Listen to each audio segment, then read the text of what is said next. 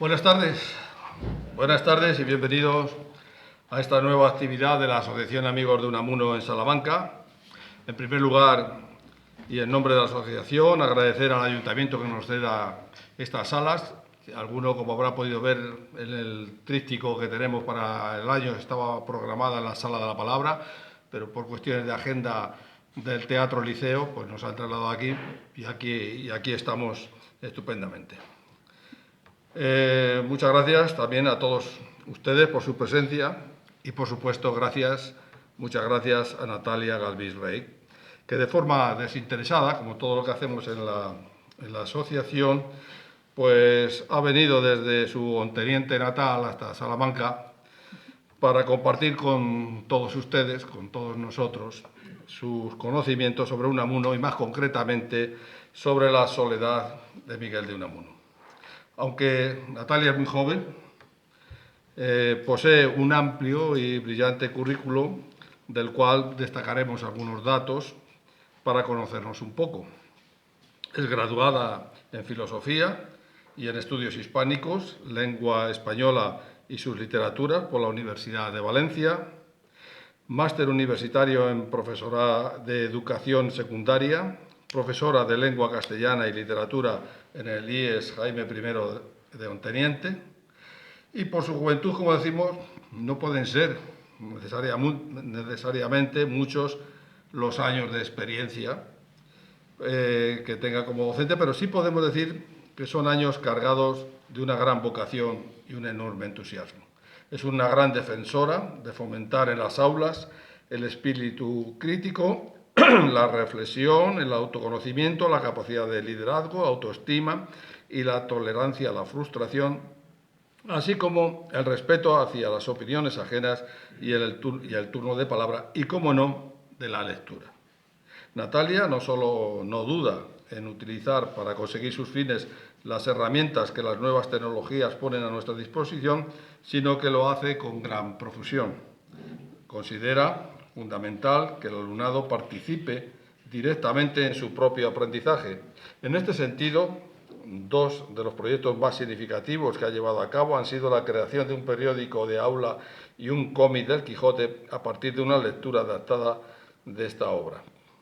Entre sus numerosas publicaciones citaremos, de forma rápida, La retórica del conquistador, que es la metafísica, según Ortega y Gasset, la poesía mística en Santa Teresa de Jesús y Sor Juana Inés de la Cruz, la educación física y el deporte en la antigua Grecia o la alfarería tinajera en Villarrobledo. Parece que esta obra, parece como que quedara un poco aparentemente, puede parecer que sale un poco de la habitual temática de Natalia, pero ya digo, solo aparentemente. Si nos metemos en ella y la leemos, vemos que habla de la jerga que se utiliza en este trabajo y de otras cosas interesantes. Aunque creo yo que la obra que más tiene que ver con la presencia de Natalia esta tarde entre nosotros es el ensayo publicado, al igual que los trabajos anteriores, por la Universidad de Valencia, que es sobre la aproximación filosófica a la soledad en Miguel de Unamuno y en José Ortega y Gasset.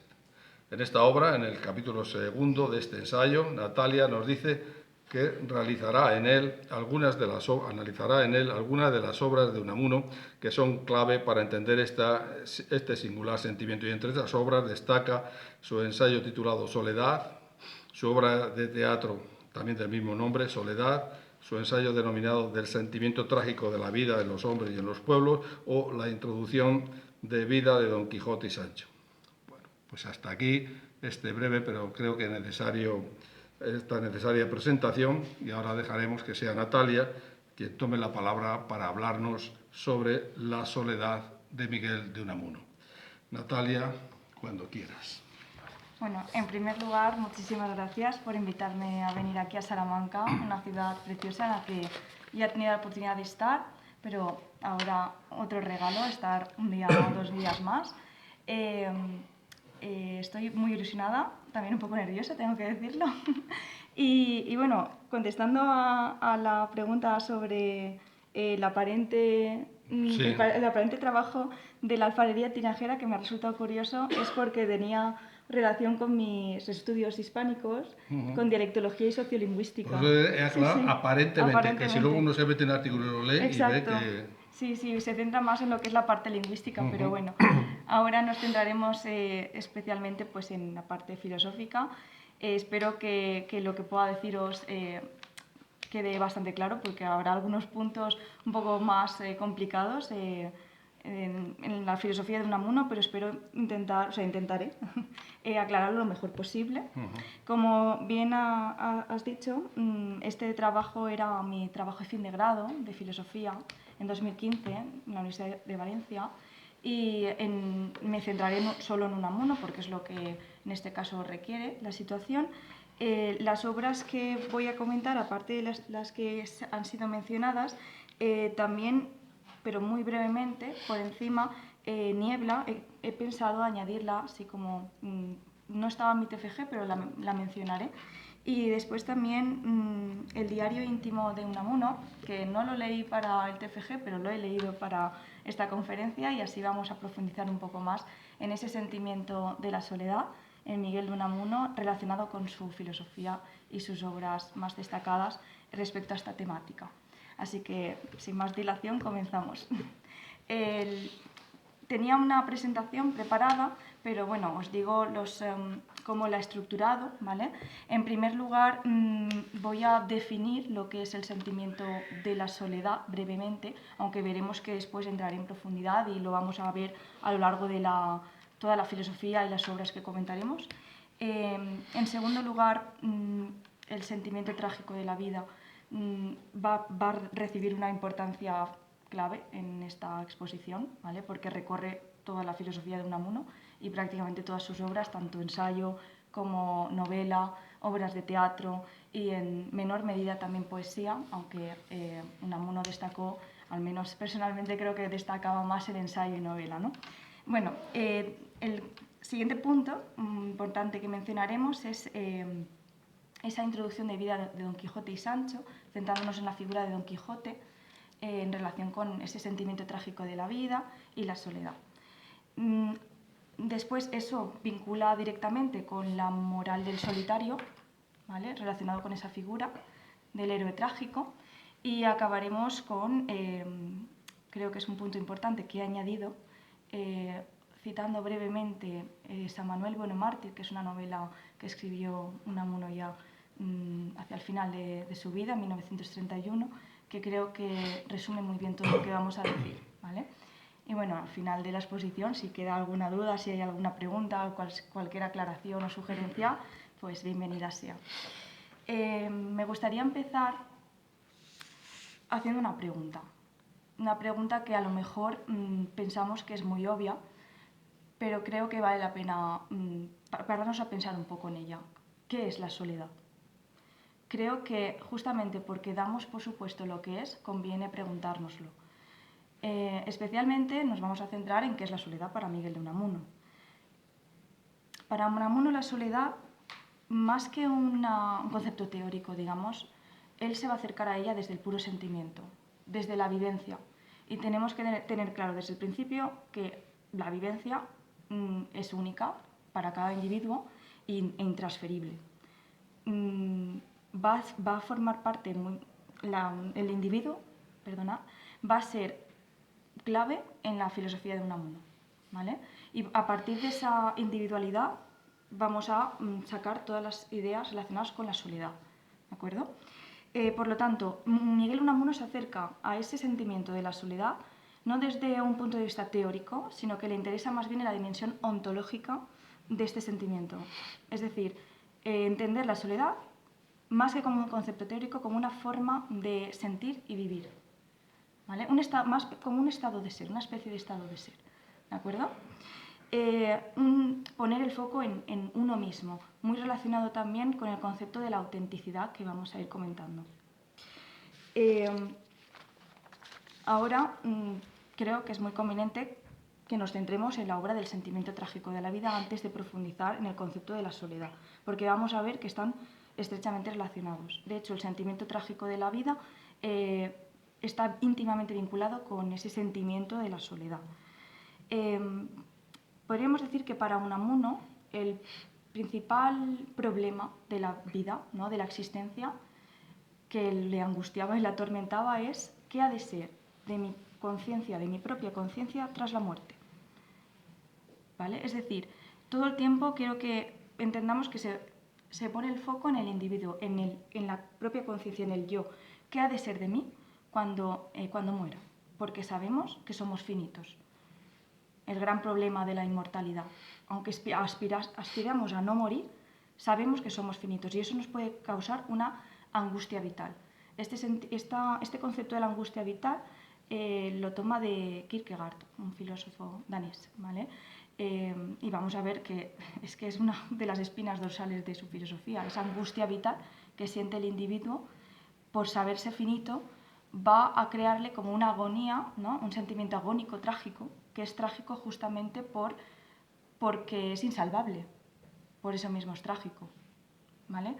Y ese problema de la inmortalidad al final se reduce a cuál es nuestro destino individual y personal, cuando ya no estemos, cuando llegue la finitud de la muerte de nuestro cuerpo, ¿no? Por lo tanto, veremos que él relaciona más adelante este concepto de la angustia vital y el sentimiento trágico de la vida con el catolicismo. Ya veremos exactamente por qué, cómo da ese salto, ¿no? De pasar del individuo, de la agonía y la angustia vital del individuo, a la relación con Dios y con la salvación eterna del alma, del cuerpo, ¿vale? Ya veremos esa relación poco a poco. Lo que sí que me interesa que quede claro es que para Unamuno el Dios que él concibe no es un Dios teórico, conceptual, un Dios carente de vida. Para él Dios es como, más que una persona, una sociedad de personas, ¿vale? Es como un Dios vivo en el sentido que también sufre y padece y se compadece de nosotros. Y no es una pura idea como podría ser el Dios ideal y teórico de la filosofía, ¿vale? Para él, Dios surge en la conciencia de los individuos, no en el individuo aislado, sino en los individuos como sociedad, ¿vale? Y esa idea de Dios realmente es una proyección del propio individuo. ¿En qué sentido? La concepción del ser humano que tiene Unamuno es un sujeto que nace, siente, padece y muere. En cambio, esa sería como la postura vitalista, ¿vale? Desde el vitalismo, entender tanto a Dios como al ser humano como una persona, como un sujeto que sufre, ¿no? El dolor va a estar muy presente. En cambio, la idea de un Dios teórico idealista, ese Dios es concepto, es pura idea, está muerto, no tiene vida porque no sufre. Ese Dios de la filosofía, ese Dios teórico, ¿vale? Vamos a ver ahí ya la primera contraposición entre concepción del sujeto como sujeto de carne y hueso, que lo llama él, carne y hueso porque tiene unas vivencias, experiencias, sufre, muere, y ese sujeto trascendental kantiano, ¿no? Que toma de Kant, un sujeto que no siente, que no padece, ¿vale? Eso lo traslada a Dios porque al final para Unamuno Dios es como una proyección de los individuos, de nuestra necesidad de darle sentido a la existencia y nuestro intento por salvar nuestra finitud. No quiero adentrarme ahora mucho en el concepto de la autotrascendencia, que comentaré más adelante, ¿vale? Pero creo que es muy importante primero que entendamos esa concepción del ser humano y de Dios como más que como idea, como todo el tiempo viviéndolo a través del sentimiento, de la experiencia, del sufrimiento, ¿vale? Y por lo tanto, Dios al final es un producto social que surge en nuestra conciencia, una conciencia colectiva, pero al final en cada uno de nosotros y en los pueblos enteros. Por eso se llama sentimiento trágico de la vida. Es universal. Tanto une ese sentimiento de dolor por saber que somos finitos a un individuo concreto como a un pueblo entero.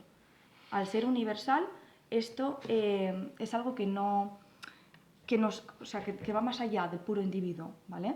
Bien. A Dios lo llama, es curioso, Unamuno lo llama conciencia colectiva infinita. en contraposición con la conciencia concreta y personal, que sería el individuo, ¿vale?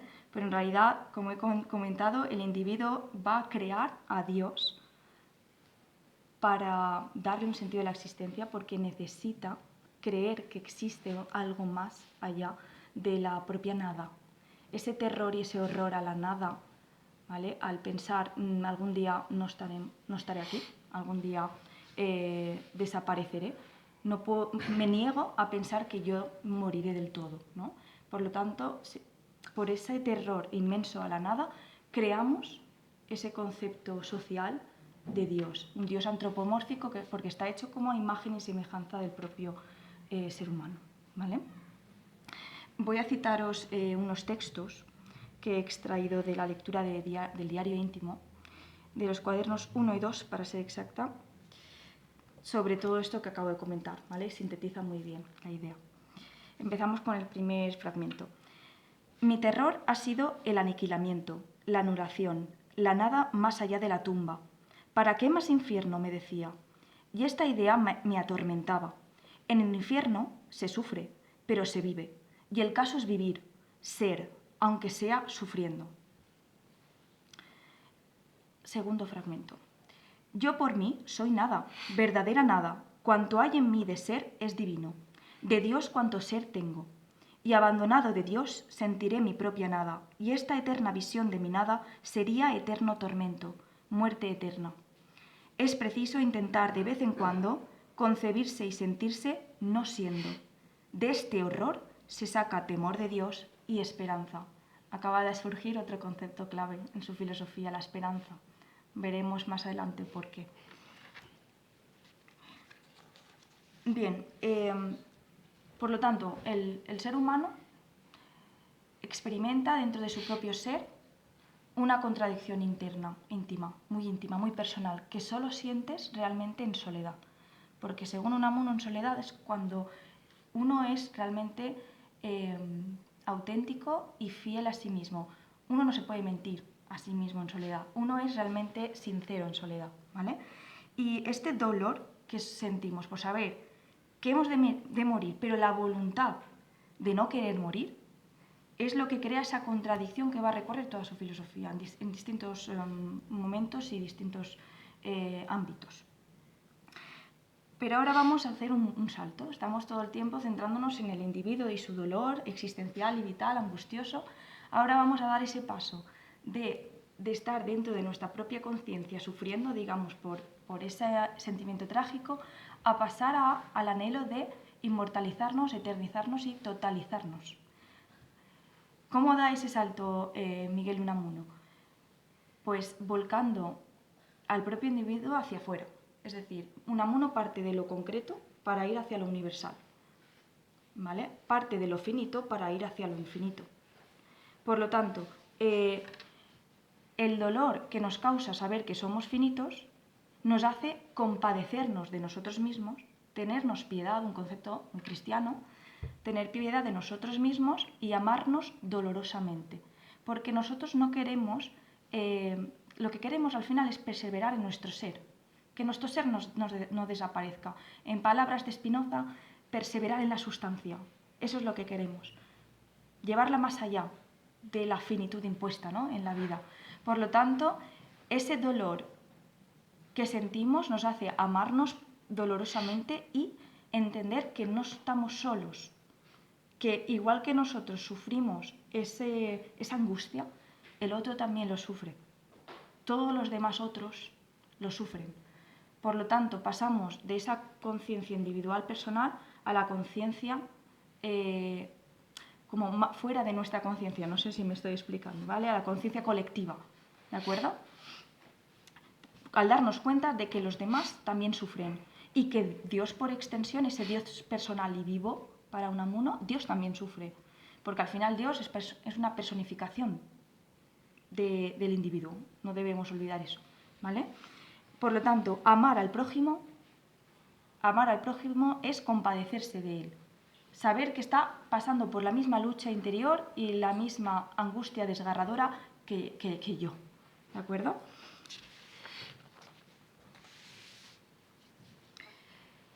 Esto entronca con la idea de yo no quiero conformarme con desaparecer, ¿no? Quedarme en la nada, que ya habíamos comentado.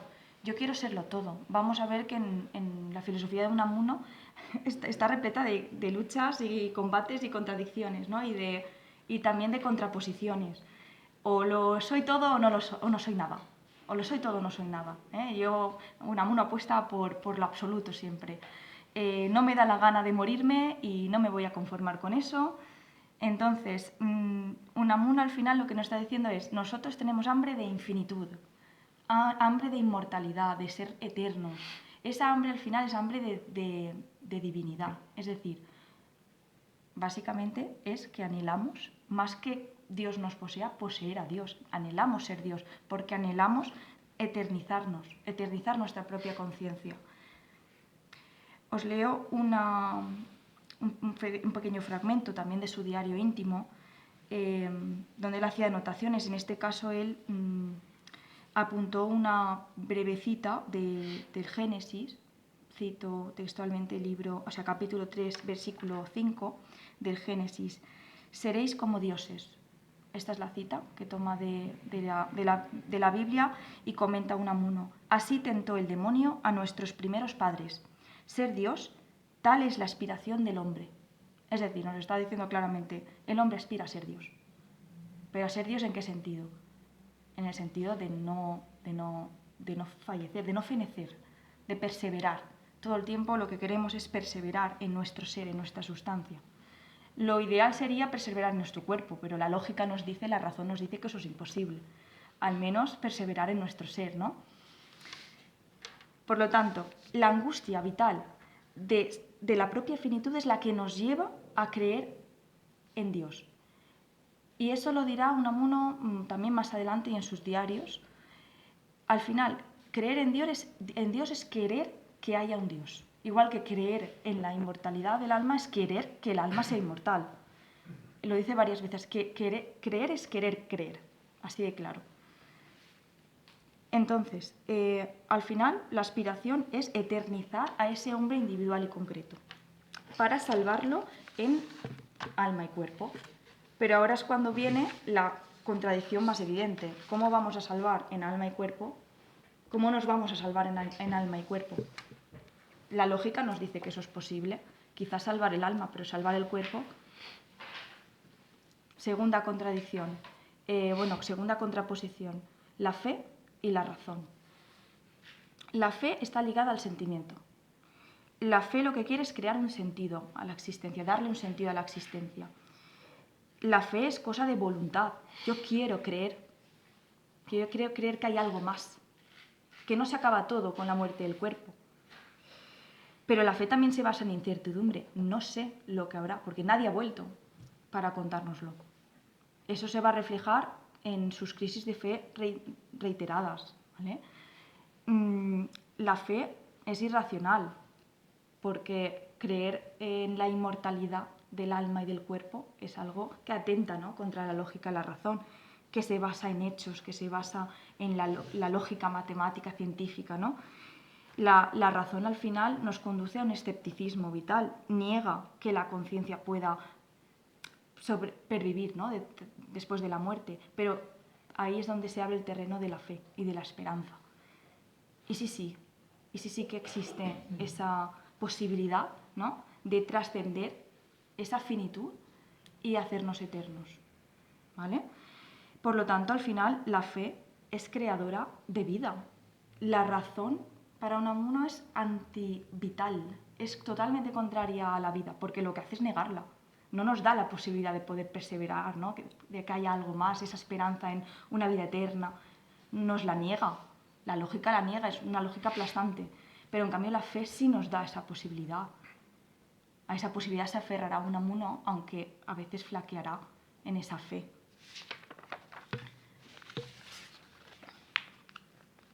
Dice Unamuno del sentimiento trágico de la vida: todo lo vital es antirracional, no ya solo irracional, y todo lo racional antivital. Es decir, aquí vemos la contraposición clara entre fe y razón y vida. Recordemos que la fe sí que promueve la vida, la razón en cambio la niega, ¿no?, la reduce, la anula. Bien, por lo tanto entramos ahora al tema de la fe creadora. La fe crea básicamente porque nos da esperanza, ¿vale? Y por lo tanto la religión nos da esa posibilidad de aferrarnos a la fe. Ahí vemos la relación que decía anteriormente de qué tiene que ver el sentimiento trágico con el catolicismo. Pues supongo que a lo mejor ya podemos sacar una conclusión más clara. El catolicismo, que es la institución que protege básicamente esa fe en la inmortalidad del alma, esa esperanza en la vida eterna, es la que nos garantiza que sí que hay algo más allá, ¿no?, de la propia finitud, que se puede eternizar y salvar nuestra conciencia de la nada, de esa destrucción. Por lo tanto, el catolicismo protege ese anhelo vital de perseverar, de inmortalizarnos y eternizarnos. Y por lo tanto, de esta rebeldía, porque al final Unamuno se está rebelando contra la razón y la lógica, ¿no?, con este sentimiento trágico de la vida que lleva una esperanza y una fe creadora. Con esta rebeldía del sentimiento trágico surge algo muy importante, y es una moral y una ética, una forma de sentir y de vivir la vida. No me da la gana morirme. O sea, voy a pasar del sentimiento a la acción. Y la acción parece descabellada, parece una locura, que no me da la gana morirme. Voy a vivir como si me estuviese reservada la eternidad, como si yo no fuera a morir mañana. Voy a morir voy a vivir como si no fuera a morir. No quiero morirme. Esa es la fórmula ética que sacaríamos de ese sentimiento trágico de la vida, ¿vale? A lo mejor os estáis pensando todo esto que tiene que ver con la soledad, ¿eh? Pero después acabaré haciendo toda la relación. Creo que es importante empezar con todo esto para acabar de entender esa soledad, ¿no?, ese concepto de la soledad. Entramos ya de lleno en el concepto de la soledad. Saber que vamos a morir nos crea una angustia vital, eso lo tenemos claro. Entonces, ¿qué ocurre?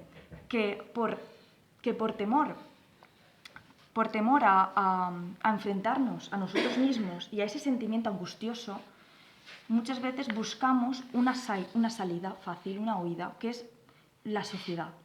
Es decir, fundirnos en la sociedad, vivir como en esa sociedad que es masa, ¿vale?, para no realmente ser conscientes de ese fondo vital que se esconde tras toda nuestra existencia, y es que somos finitos, llegará un momento en que no estés, y eso nos provoca mucho dolor, ¿vale? Por lo tanto, la sociedad se convierte como en la salida, en la escapatoria de ese enfrentarse al sentimiento que normalmente nos viene en soledad. Dice Unamuno en su ensayo titulado Soledad, publicado en 1905, se busca la sociedad no más que para huirse cada cual de sí mismo, y así, huyendo cada uno de sí, no se juntan y conversan sino sombras vanas, miserables espectros de hombres. Los hombres nunca estén más de veras solos que cuando están reunidos, ni nunca se encuentren más en compañía que cuando se separan. Contradicciones todo el tiempo, ¿eh? Es decir, realmente el ser humano está realmente unido en soledad. ¿Cómo puede ser esto posible? Vamos a ver por qué piensa esto Unamuno, poco a poco. Primero, esa tercera contraposición que aparece entre ahora individualidad y sociedad. La sociedad es la huida de ese sentimiento de finitud que al final lo que hace es negar o como hacer la vista gorda, ¿vale?, a ese sentimiento de fondo que es la angustia vital que sentimos todos, porque es universal, recordemos que es universal.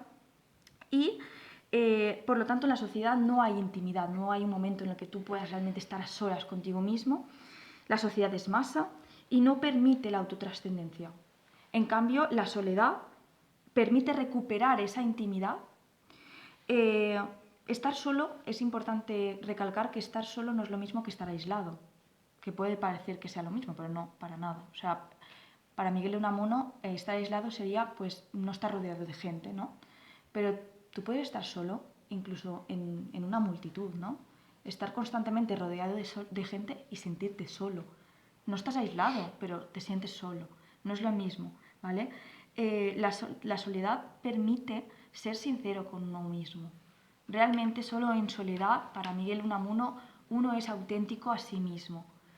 Y ser fiel a esa autenticidad y no traicionarla, ¿vale? Es al final no buscar constantemente la sociedad como huida del propio ser, de la propia esencia de uno mismo. Y por lo tanto, la individualidad, que se da sobre todo en soledad, permite la autotrascendencia del individuo. Y solo en soledad, solo en soledad al final eres realmente sincero y puedes aceptar y no huir de ese sentimiento trágico. Y gracias a aceptarlo y no huir de él, puede convertirse en una fuente de acción. En su obra de teatro titulada igual, Soledad, esta fue publicada en 1921, Unamuno representa una soledad muy absorbente, exclusivista, una soledad que recibe el nombre de soledad en la obra, ¿vale? Porque los personajes aquí son metafóricos. Los personajes más importantes son Agustín, que es un dramaturgo, que lo que hace él es pues, crear sentimientos en el escenario y es capaz de crear y destruir pues eso, los sentimientos del público. Él se siente un dios en el escenario, ¿vale? Agustín está casado con Soledad, no es casual ese nombre, Soledad, ¿vale? Su esposa es también a la vez su inspiración. Y hemos dicho que aquí retrata Unamuno la soledad, esta soledad como personaje, que es simbólico, alegórico, como una persona posesiva, exclusivista, absorbente, celosa también incluso.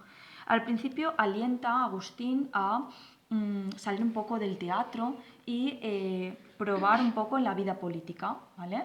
Y Agustín decide probar suerte en la vida política donde él piensa que también podría ser una especie de Dios, como lo es en el teatro, en el sentido de crear pueblo, crear comunidad, ¿vale?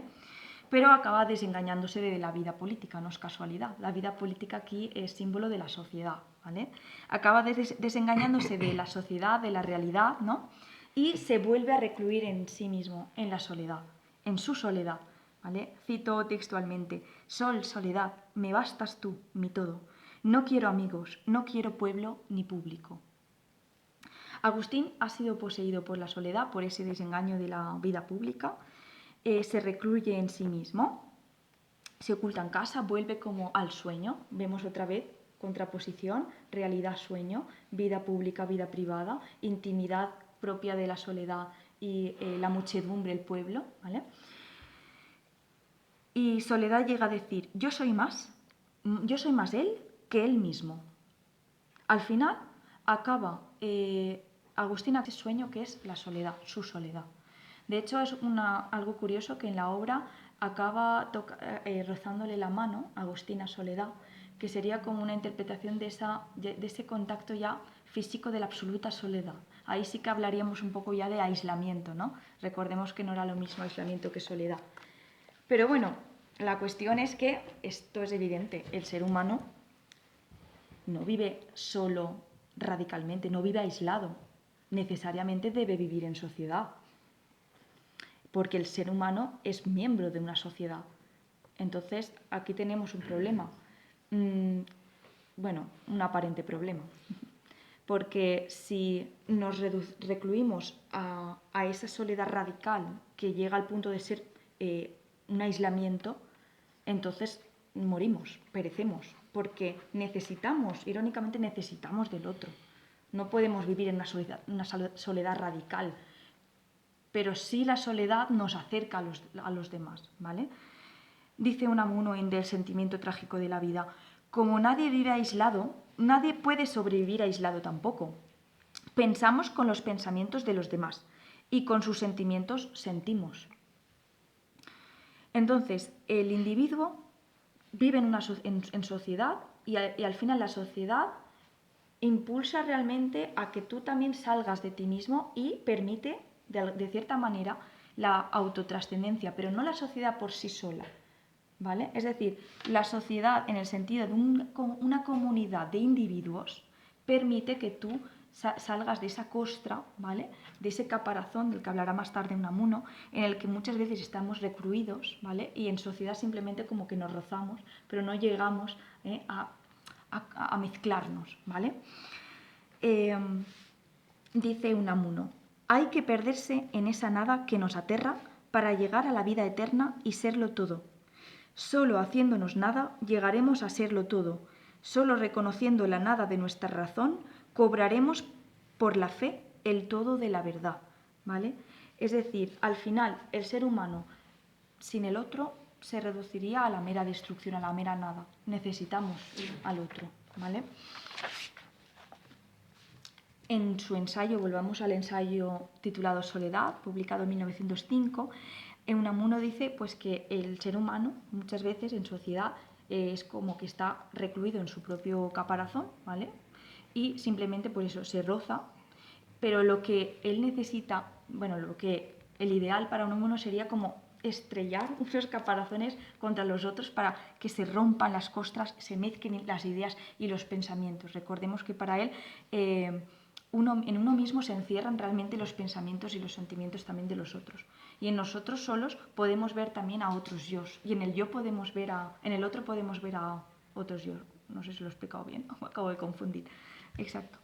Bueno, la cuestión es que para Unamuno el verdadero espíritu es colectivo.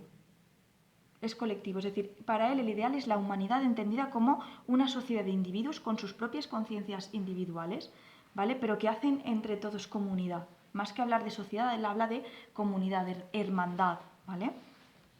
¿Y cómo se juntan, cómo se unen esos hermanos? Mediante la caridad. La caridad, la solidaridad, basada en ese dolor, esa angustia recuperada, recordemos, de ese sentimiento trágico de la vida, ¿vale? Y mediante la compasión por el otro, mediante el dolor que el otro también siente, es como nosotros nos solidarizamos también con el otro, al igual que hacemos con nosotros mismos, e intentamos librarlo de su dolor. Al final, nuestra pretensión es salvar todo aquello que sufre. No sé si se puede conseguir, pero esa sería la aspiración, ¿no? Dice Miguel Unamuno en su ensayo titulado La soledad: los más de los gemidos que atravesando la costra de tu prójimo y tu propia costra te llaman al oído, no son más que lamentos de tu hermano porque se encuentra preso y no puede salirse de sí. Solo la soledad nos derrite esa espesa capa de pudor que nos aísla a los unos de los otros. Solo en la soledad nos encontramos y al encontrarnos encontramos en nosotros a todos nuestros hermanos en soledad. Acabo. Nuestra vida íntima, nuestra vida de soledad, es un diálogo con los hombres todos. Volvemos a recuperar esa idea de proyección del individuo en una conciencia más universal, en ese partir de lo concreto para ir a lo universal, al otro, ¿vale? Traspasar la frontera de la propia conciencia para ir más allá, a una conciencia colectiva, llamada humanidad.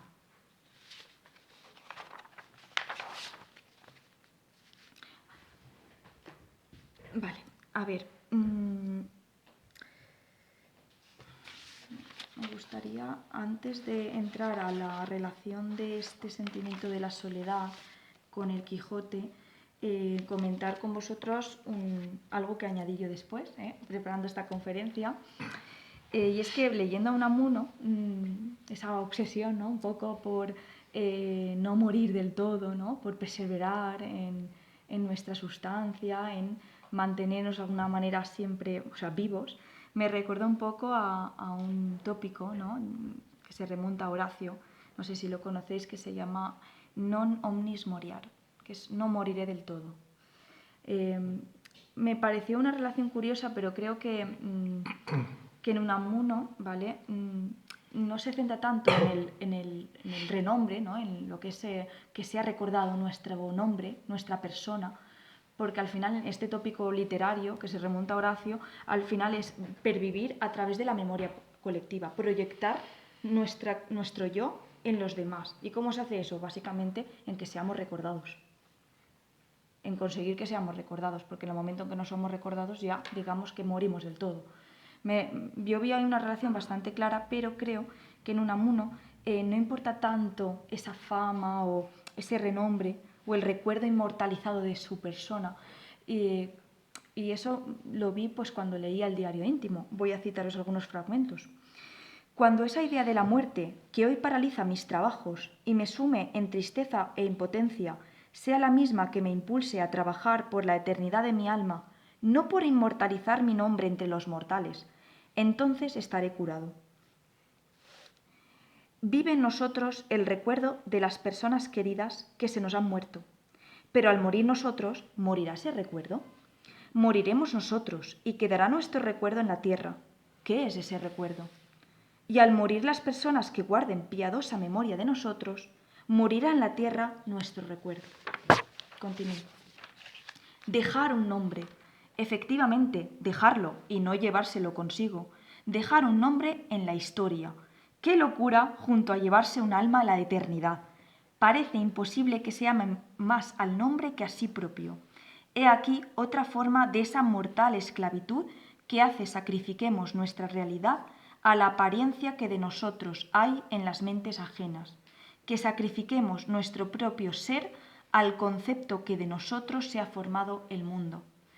Acabo ya. Dejo un nombre. ¿Qué es más que un nombre? ¿Qué seré más que los personajes ficticios que he creado en mis invenciones? ¿Qué soy en la tierra Cervantes más que Don Quijote? He querido conveniente primero hacer esta relación, ¿no?, con el no moriré del todo, para tratar ahora un punto muy importante en la filosofía de Unamuno, y es ese juego también entre realidad y ficción que vemos en su novela Niebla. Niebla, o como él la llama, en lugar de novela, nibola, un juego literario y un juego lingüístico, al final muy influenciado por Miguel de Cervantes. En realidad, Niebla, sobre todo el final de la obra, es todo un juego metaliterario, es decir, es metaficción.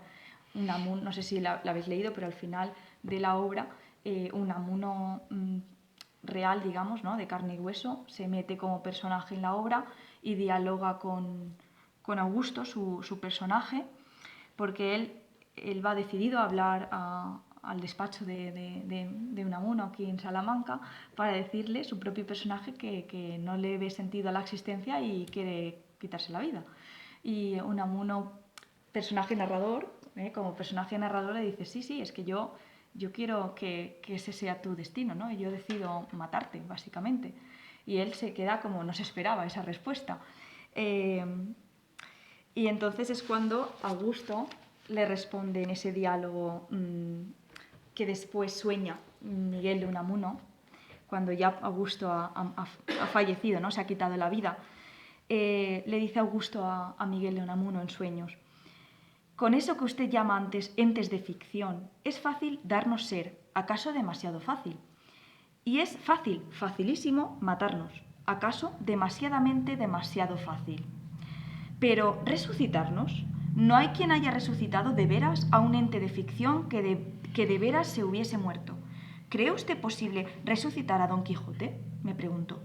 Imposible, contesté. Pues en el mismo caso estamos todos los demás entes de ficción. ¿Y si te vuelvo a soñar? No se sueña dos veces el mismo sueño. Ese que usted vuelva a soñar y crea soy yo, será otro. Mire usted, mi querido don Miguel, no vaya a ser que sea usted el ente de ficción, el que no existe en realidad, ni vivo ni muerto. No vaya a ser que no pase usted de un mero pretexto para que mi historia y otras historias como la mía corran por el mundo. Y luego, cuando usted se muera del todo, llevemos su alma a nosotros. No se altere usted, que aunque dormido y soñando, aún vive. Y ahora, adiós. Felipa, ¿eh? Es decir, ahí el personaje se rebela contra su autor. No vaya a ser Miguel, no vaya a ser Miguel, que sea usted el que no exista. Que sea usted el ente de ficción y no yo, porque yo seré recordado. Yo me veré inmortalizado, al igual que Don Quijote es más inmortal que el propio Cervantes. O sea, es decir, ese juego, otra vez, entre realidad-ficción, ¿no? Bueno, Don Quijote, para Unamuno, va a ser una figura central en su obra, ¿vale? Él le dedica un ensayo titulado Vida de Don Quijote y Sancho. Yo me centro en la introducción, ¿vale? En este ensayo Unamuno más que realmente pretender entender a Miguel de Cervantes y a sus personajes, lo que hace es una lectura muy, muy personal del Quijote, ¿vale? Eso de hecho, le ha llevado alguna crítica también a Miguel de Unamuno, a ver a lo mejor malinterpretado, interpretado de forma demasiado personal, ¿no? Desde esa angustia vital y el sentimiento trágico, también desde una visión un poco política que mencionaré, pero no voy a entrar en detalle porque no es el tema de esta exposición. Le ha llevado quizás alguna crítica, pero bueno, creo que es conveniente que mencionemos, ¿no? Pues esa lectura que hace Miguel de Unamuno del Quijote, muy, muy personal y muy apasionada, desde su propio sentir y pensar sobre España, que no entraré en detalle en eso, lo mencionaré solo, y especialmente sobre el sentimiento trágico de la vida. Bien, la figura de Don Quijote es para Unamuno el perfecto ejemplo del alma inmortal del pueblo español, ¿vale? Esta figura cómicamente trágica, la figura de Don Quijote, personifica el ansia de inmortalidad. Don Quijote es un héroe de ficción y de acción, no solo de ficción, ¿vale? Que alcanza su inmortalidad, según Unamuno, enfrentándose al ridículo, porque toma por bandera la locura, en contraposición con esa razón, esa lógica, toma por bandera la locura y la voluntad que ya sabemos que en Unamuno la voluntad es una voluntad creadora, ¿vale? Que crea mundo. Don Quijote es un loco porque es un incomprendido por la sociedad, no se rige por los valores sociales, no se rige por las normas establecidas y por lo tanto aquel que se rija por las normas sociales y las normas de la razón, las normas lógicas, no va a entender el comportamiento de Don Quijote, porque desde el sentido común es imposible realmente entender la locura, ¿no? Son otra contraposición entre la locura y la cordura. Realmente, todos los que se rigen por el sentido común y la razón no van a comprender a la locura heroica de Don Quijote, o como lo llama Unamuno, el caballero de la fe. Entre ellos Sancho. Sancho empieza sin comprenderlo, desde una postura así como más cuerda, ¿no? Pero veremos que poco a poco se va quijotizando. Para Unamuno, Don Quijote es un loco en el sentido de que es un incomprendido y al final no deja de ser un solitario. Un solitario que clama en el desierto y nadie lo escucha. O al menos aparentemente nadie lo escucha.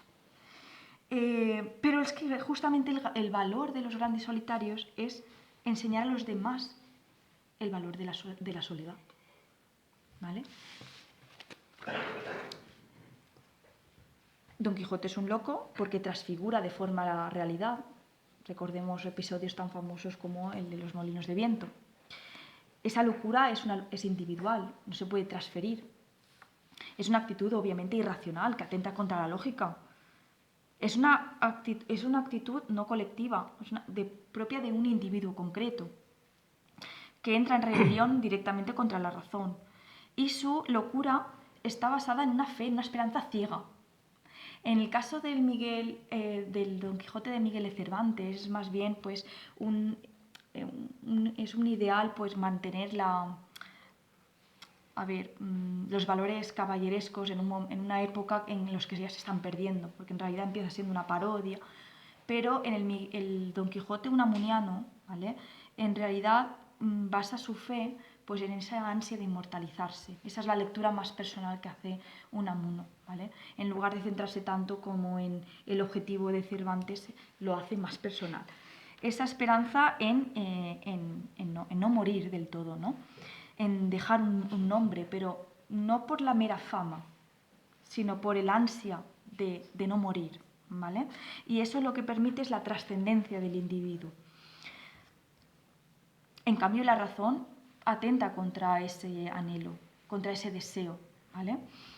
El loco no es el que no ve, es el que ve algo y quiere ver otra cosa. Don Quijote no es que realmente no viese los molinos, es que los ve y los transfigura, los deforma en su mente, porque él quiere ver unos gigantes y luchar contra ellos, ¿no? Entonces, el loco al final es la figura personalizada de un sentimiento, y vivir en el sentimiento al final es vivir una vida solitaria, ¿vale? Una vida solitaria, normalmente no comprendida. Don Quijote también es un desesperado, según Unamuno, y desde la desesperación es justamente para él desde donde más nace la fuente de acción. El que está desesperado es el que intenta de todas las maneras lograr su ideal o lograr su razón de ser, ¿no? El que busca sentido aunque la lógica le diga que no puede conseguirlo, aunque sepa que la posibilidad de victoria es imposible, ¿no? Aún así no se rinde. Por eso es heroico justamente, porque no cede en su voluntad. La misión de Don Quijote, como había dicho, es clamar en el desierto. Y esa voz solitaria se convierte en una semilla de esperanza. Cito un fragmento que no está extraído de Vida de Don Quijote y Sancho, sino del sentimiento trágico de la vida. Voy a hacerlo rápido. Y Don Quijote, que estaba solo, buscaba más soledad aún. Buscaba las soledades de la peña pobre, para entregarse allí a solas, sin testigos, a mayores disparates en que desahogar el alma. Pero no estaba tan solo, pues le acompañaba Sancho. Solo anduvo Don Quijote, solo con Sancho, solo con su soledad. Ahí vemos también la importancia del otro, ¿eh? No recluirnos solo en nuestro caparazón y aislarnos del mundo. Pero sí que es muy importante para Miguel de Unamuno esa soledad individual, ¿eh? Que permite al final trascendernos también. Bueno, al final Sancho, que empieza un poco en el lado, digamos, de la razón y de la cordura, acaba un poco enloqueciendo igual que Don Quijote y acaba viendo lo que Don Quijote quiere ver, ¿no? Y es esa fe creadora que habíamos comentado. Y esto entronca con la moral del solitario, uno de los últimos puntos ya. Para Miguel Unamuno la moral es una moral individual, en el sentido de que el individuo siente y a partir de ese sentimiento crea desde su individualidad, ¿vale? No es una moral anárquica del yo me basto a mí mismo y ya está, no. Es realmente una moral basada en una soledad inclusiva. El individuo no se queda solo en él mismo, sino que trasciende más allá, ¿vale? Dice Unamuno que al final hay que conducirse en esta vida como, ya lo había dicho antes, como si nos estuviese reservada una continuación sin fin de nuestra propia existencia. Cito a Unamuno: obra de modo que merezcas a tu propio juicio y a juicio de los demás la eternidad, que te hagas insustituible, que no merezcas morir. Obra como si hubieses de morirte mañana, pero para sobrevivir y eternizarse. Esta sería la fórmula ética derivada del sentimiento trágico de la vida. Vivir como si no fueras a morir. Pelear quijotescamente contra el destino, aún sin esperanza de victoria. Con razón, sin razón o contra ella, no me da la gana de morirme. Vale, y ya por último, porque si no nos da tiempo, acabo con el último punto, que es la crisis de fe de Unamuno. Esta constante contradicción que vemos en su obra, contradicción entre individualidad y sociedad, entre razón y vida, entre filosofía y religión, entre fe y razón, entre locura y cordura, ¿vale? Todo esto al final es una manifestación de su contradicción íntima, ¿vale? Especialmente pues, en sus crisis de fe, ¿vale? Reiteradas. Cito el diario íntimo de Unamuno: heme hallado con una fe que más que en creer ha consistido en querer y creer. Padezco una descomposición espiritual, una verdadera pulverización bajo la cual palpita la voluntad de mi mente, su fuerte deseo de creer en sí, en que no se aniquila. Dame fe, Dios mío, que si logro fe en otra vida, es que la hay. ¿Vale? Al final volvemos a decir, creer es querer creer. Querer creer que aquí existe un Dios que da una finalidad a nuestra existencia y que nos permitirá morir del todo. Y esto entronca con una de sus, creo que fue ya la última obra que escribió, si no me equivoco, no lo sé, una de las últimas, que es A Manuel Bueno Mártir, una novelita corta, que realmente podríamos decir que es como el testamento espiritual de Unamuno. Don Manuel es un cura de una aldea que se entrega a su pueblo. Él sufre muchas crisis de fe, ¿vale? Pero sufre una angustiosa duda constante que lo carcome por dentro. Por un lado está su fe, que a veces tambalea, por otro lado está la razón, una lucha que guarda para sí, por eso se convierte en mártir, ¿no? Se le ve como mártir. Sufre la duda él solo por toda la comunidad. Y para acabar ya, como conclusión, vemos que hemos partido de ese sentimiento trágico de la vida, que es universal, un conflicto trágico, una lucha constante que recorre la filosofía y las obras de Unamuno. Hemos hablado también de que la figura heroica que mejor representa ese tragicismo unamuniano es Don Quijote, un héroe trágico por excelencia. Su heroicidad se basa en su voluntad de crear mundo, en su esperanza en lo absurdo racional, en no conformarse. Por lo tanto, para Unamuno el quijotismo es una religión, ¿vale? Y de ahí se extrae una moral, una forma de sentir y vivir la vida, de actuar, una moral individual, recordemos todo el tiempo, ¿vale? Recordemos que solo en soledad uno es realmente auténtico a su propio ser, ¿vale? Pero que sí que vive en sociedad, no podemos evitar vivir en sociedad, la necesitamos también, pero al final lo que debemos quedarnos es, el hombre no vive aislado, sino en sociedad, pero hay que vivir desde el auténtico sí mismo. No de ellos, de los demás. De mí tengo que responder, libertad. Hay que vivir en la realidad de sí mismo y no en la apariencia que de nosotros se hacen los demás, en nuestro propio espíritu y no en el concepto ajeno. Al final, la soledad permite esa conquista de la autenticidad y diluirse en la sociedad que es masa es, como llama Unamuno, ser un parásito espiritual, básicamente. Y pasar de esa concepción del individuo, no como aislado, sino como un individuo que vive en comunidad y por lo tanto se relaciona con los demás a través del dolor, permite una solidaridad con los otros, permite conocer mejor a uno mismo y a los demás. Por lo tanto, al final, la soledad, según Unamuno, es la mejor escuela de sociedad, de socialización, ¿no? de hacer sociedad. Sociedad entendida como un conjunto de individuos con su propia conciencia, que no la han de perder, que al final su propia conciencia es lo que los define y los hace auténticos. Huir de esa autenticidad sería renunciar a esa parte, ¿no? de tu ser. Y yo creo que ya me gustaría simplemente acabar con un texto que resuma un poco todo lo que hemos comentado anteriormente, que es el siguiente. Más y cada vez más quiero ser yo, y sin dejar de serlo, ser además los otros. Adentrarme en la totalidad de las cosas, visibles e invisibles, extenderme a lo ilimitado del espacio y prolongarme a lo inacabable del tiempo. De no serlo todo y por siempre es como si no fuera nada. Y por lo menos ser todo yo, y serlo para siempre jamás. Y ser todo yo es ser todos los demás, o todo o nada. Vemos esa fórmula, ¿no? de un poco radical, o lo soy todo o no soy nada, que es lo que comentaba al principio. Es una batalla constante contra la finitud para lograr la infinitud. Es una necesidad de crear, ¿no? de creer es crear en algo más allá, trascendente, para que nos dé una finalidad a nuestra existencia y al final trascender desde la propia individualidad a la colectividad. Y con esto concluimos. Pues muchas gracias, Natalia.